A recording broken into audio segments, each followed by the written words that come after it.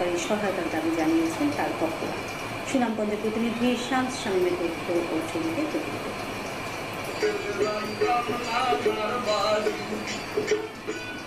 সুনামগঞ্জের দিরাই উপজেলার কালনী নদীর তীরে বাউল সম্রাট শাহ আব্দুল করিমের বাড়ি, যেখানে প্রতিদিন আনাগোনা শত শত ভক্ত ও অনুরাগীদের।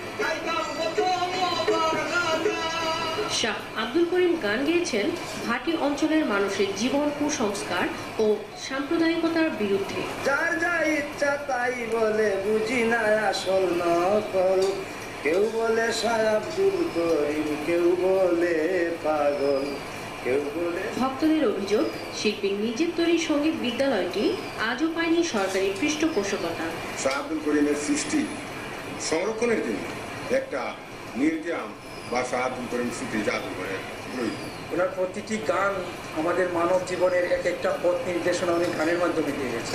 শাহ আব্দুল করিমের গানগুলো সুন্দর করে এবং বিষয়গুলোকে খুব সুন্দর করে রাখা যায়, এই আশা আকাঙ্ক্ষা শাহ আব্দুল করিমের।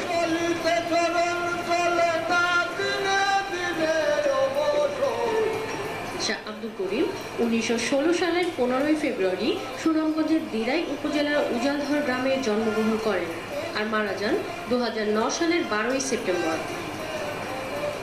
শাকিলা শম্পা।